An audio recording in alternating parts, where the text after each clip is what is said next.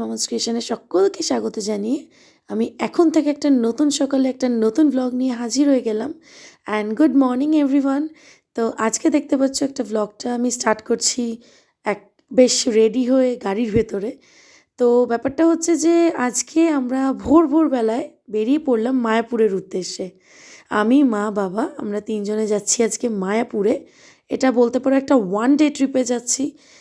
Basically ইচ্ছে ছিল মায়াপুরে গিয়ে স্টে করার, তবে যেহেতু দিনটা ছিল 26th জানুয়ারি, পিক আওয়ার্স, কোনো মানে ভবন টবন কিচ্ছু আমরা ফাঁকা পাইনি, কোনো রুমস অ্যাভেলেবেল ছিল না। তো তাই জন্য আমরা একটা সারাদিনের জন্য গাড়ি বুক করে নিয়েছি যে মর্নিং বেরোবো অ্যান্ড রাতের মধ্যে বাড়ি ফিরব। তো এটাকে একটা ওয়ান ডে ট্যুরই বলতে পারি। তো যাই হোক, এখন মোটামুটি রাস্তায় যেতে একটুখানি ব্রেকফাস্ট করতে নেমেছি। ভীষণ খিদে পেয়ে গেছিলো যেহেতু ভোরবেলা বেরিয়েছি, তাই জন্য। আর দেখো যেখানে ব্রেকফাস্ট করতে এসেছি এই জায়গাটা দেখো, বাইরে কি সুন্দর সর্ষে ফুলে ভর্তি, পুরো ইয়েলো ইন কালার হয়ে রয়েছে, কি ভাল লাগছে দেখতে। তো তারপরে তো আবার খানিকক্ষণ ব্রেকফাস্ট করার পর আবার কিছুটা পথ আসার পরে এবার মনে হচ্ছে একটু চায়ের ক্রেভিংস, একটু চা খেতে হবে। মানে ব্যাপারটা এরকম আর কি, গাড়ি করে যাচ্ছি তো একটু করে নামছি, একটু চা খাচ্ছি একবার, ব্রেকফাস্ট করছি একবার, আবার খানিকটা করে যাচ্ছি। মানে অনেকক্ষণের জার্নি তো ভালো লাগছিল না একভাবে আর কি জার্নি করতে। তো তারপরে মোটামুটি হাইওয়ে, এটা NH 34 না 35 কি বলে, সেই রাস্তাটা দিয়ে আর কি যাচ্ছিলাম। তো আমরা যখন এইখানে যাচ্ছি তখন মোটামুটি ওই অ্যাপ্রক্স 11টা, সাড়ে 11টা বেজে গেছিলো। মায়াপুরে পৌঁছাতে মোটামুটি 12টা তো বেজেই যায়। তো এবার বলি মায়াপুরে আমাদের যাওয়ার উদ্দেশ্যটা কী ছিল। অ্যাকচুয়ালি প্রত্যেক বছর আমরা মায়াপুর ভিজিট করি, আর মায়াপুর ভিজিট করার মেইন উদ্দেশ্য থাকে হলো আমরা সারা বছরের মায়াপুর থেকে স্পেশাল মায়াপুরের পাটালি গুড় তুলে আনি। সেই গুড়টাকে আমরা সারা বছর ধরে, মানে গরমকালে শীতের গুড় খাবো বলে আমরা এই গুড় অনেকটা, প্রায় 5-6 কেজির মতন আমরা নিয়ে বাড়িতে রেখে দিই প্রিজার্ভ করে। এবার সেই জন্য এখানে আমাদের একজন গুড়ওয়ালা আছেন। তো উনি আর কি, ওনাকে আমরা ফোন করে আগাম জানিয়ে দিই যে আমরা যাব, গুড় নেব। তো উনি আমাদের জন্য একদম বেস্ট গুড়টা রেখে দেন। আর এটা হচ্ছে ওনার জায়গা যেখানে উনি গুড় নিজে একদম তৈরি করেন, করে বিক্রি করেন।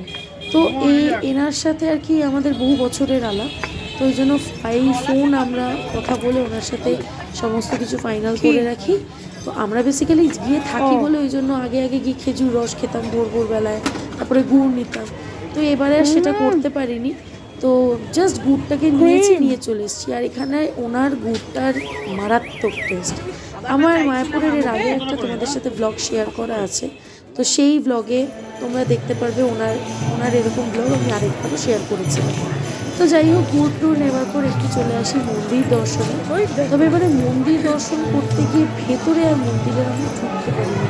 মানে জুতো রাখার লাইন প্রায় 100 জনের পেছনে।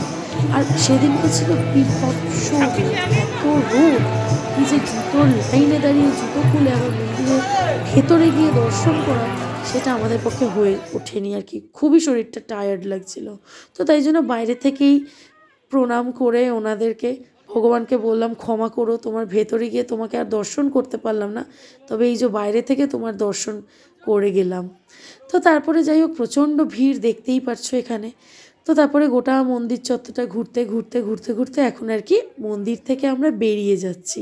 আর এখানে তো জানোই মন্দিরের মানে ওই যে এরিয়ার ভেতরে কত সুন্দর ছোট দোকান পত্র। তারপরে এখানে দেখো কি সুন্দর রাধা ড্রেস। তো ভীষণ ভাল লাগছিল, আর ভিড়ও ছিল মারাত্মক। মানে সবাই সেদিনটা যেন মানে ঘুরতে এসছে। আর বললাম না, রুম অ্যাভেলেবেল নেই যেখানে, তো সেই জায়গায় দাঁড়িয়ে তো বুঝতেই পারছো কিরম মারাত্মক লেভেলের ভিড়টা। ওই দেখো গোপাল ভাঁড় এসছে। কোথায় গোপাল ভাঁড়? ওই যে ভেতরে আছে।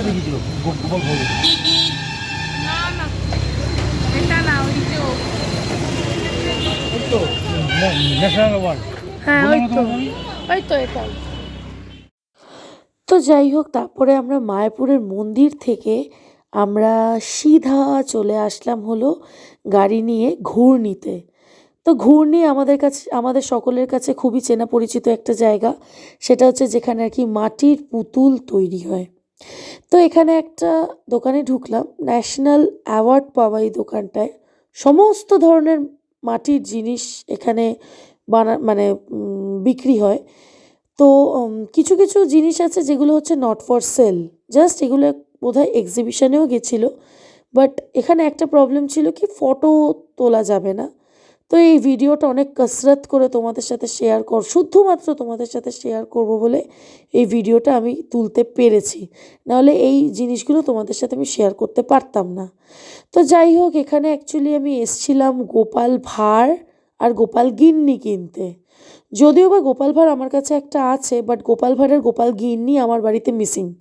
তো ভাবলাম যে সিঙ্গেল পিসে যদি গোপাল গিন্নি কেনা যায় তাহলে খুব ভালো হবে।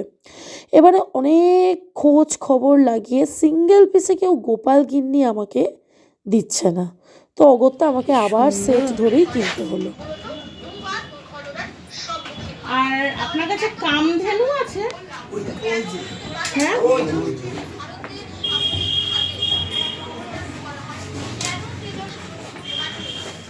এই দেখো মা, দেখো জামা সরাও। 400।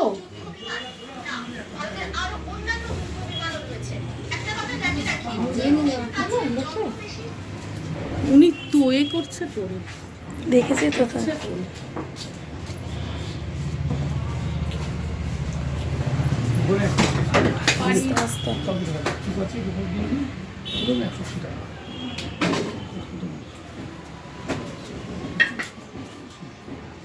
কি করবি? তো চলো, মোটামুটি অনেক কিছুই টুকটাক মাটির জিনিসপত্র কেনাকাটা করেছি। তো সেগুলো এখন শেয়ার করছি না, বাড়ি পৌঁছে তোমাদের সাথে শেয়ার করব। এখন আমরা ঘূর্ণি থেকেও বেরিয়ে গেছি, মোটামুটি কৃষ্ণনগর থেকে আমরা অনেকটা দূরই চলে এসেছিলাম। এবার আমরা লাঞ্চ করব। তো বিকেল 4টে বেজে গেছিলো এইসব সারাদিনের ঘোরা বেড়ানো করতে করতে। তো এখানে একটা আর কি ওই রেস্টুরেন্ট টাইপ দেখতে পেলাম। তো আমরা ওখানে আর কি দাঁড়িয়ে এখন আমরা সবাই মিলে, আমাদের সাথে যেই দাদা ছিলেন আর কি, আমাদেরকে ড্রাইভ করে নিয়ে গেছিলো, সেই দাদা আর আমি, মা, বাবা, আমরা চারজনেই আর কি আমরা লাঞ্চ করতে বসেছি। তো এই হোটেলটা মোটামুটি ভালোই ছিল। এটা এক্স্যাক্টলি কোন রোডের মধ্যে এই হোটেলটা ছিল, এক্স্যাক্টলি লোকেশানটা আমার জানা নেই বলে তাই জন্য তোমাদের ভুলভাল ইনফরমেশন দিয়ে আমি বিভ্রান্ত করতে চাই না। তো যাই হোক, তারপরে আমাদের লাঞ্চ, গরমাগরম লাঞ্চ চলে আসে। তো এখানে লাঞ্চে আমরা নিয়েছিলাম প্লেন ভাত, ডাল, আলু ভাজা, একটা মিক্স সবজি টাইপের ছিল, আর ডিম। আর বাবা নিয়েছিল এগ বিরিয়ানি। ওই আর কি সবাই মিলেমিশে আর কি সব রকম খাবারই খেয়েছি। আর দুপুরবেলায় না, সেদিনকে আমার বিরিয়ানি খেতে ইচ্ছা করছিল না। তো তাই ভাবলাম যে না, এত সারাদিন ঘুরেছি গরমের মধ্যে, বিরিয়ানি খেলে যদি শরীর খারাপ করে, তাই জন্য প্লেন একদম ভাতের ওপরেই ছিলাম।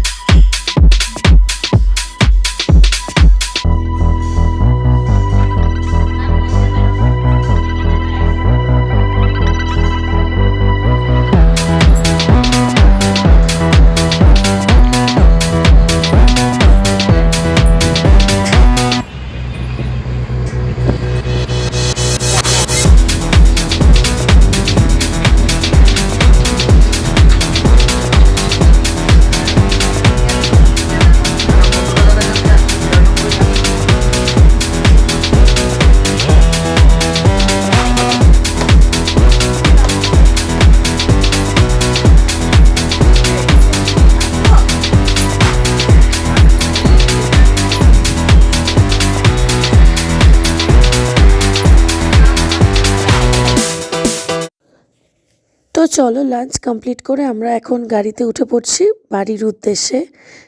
মোটামুটি বিকেল 4:30 তো বেজেই গেছিলো। আর সারাদিনের ওই একদিনের প্রোগ্রাম করলে ভীষণ টায়ার্ড লাগে। যদিও বা গাড়িটা নিয়ে গেছি বলে খুব একটা অসুবিধা হয়নি, তবে ওই রোদটাই এত খেয়ে গেছি যে আর শরীর একদম দিচ্ছিল না। তো মোটামুটি এবার বাড়ি পৌঁছে গেলাম। বাড়িতে এসে দেখো, তোমাদের সাথে শেয়ার করছি যে জিনিসগুলো কিনেছি, তখন তো রাস্তায় শেয়ার করতে পারিনি। তো এখানেই দেখতেই পাচ্ছ এই মহান ব্যক্তিটিকে আমরা সকলে চিনি, আমাদের সকলের প্রিয়, আমাদের গোপাল ভাঁড় আর গোপাল গিন্নি। আচ্ছা, এখানে দেখো সমস্ত এগুলো মাটির, কিন্তু এখানে দেখতেই পাচ্ছ একটা ছাতা বিক্রি ছাতা সারাই করছে, এখানে রান্না করছে। এই সরস্বতী ঠাকুরটা, এটাকে তবে মাটির নয়, এটা হচ্ছে মার্বেল ডাস্টের। আমাদের বাড়িতে কোনো সরস্বতী ঠাকুরের মানে এরকম মূর্তি ছিল না, ফটো ছিল। তো এটা দেখে এত পছন্দ হলো, মা বললো এটা একটা নেব।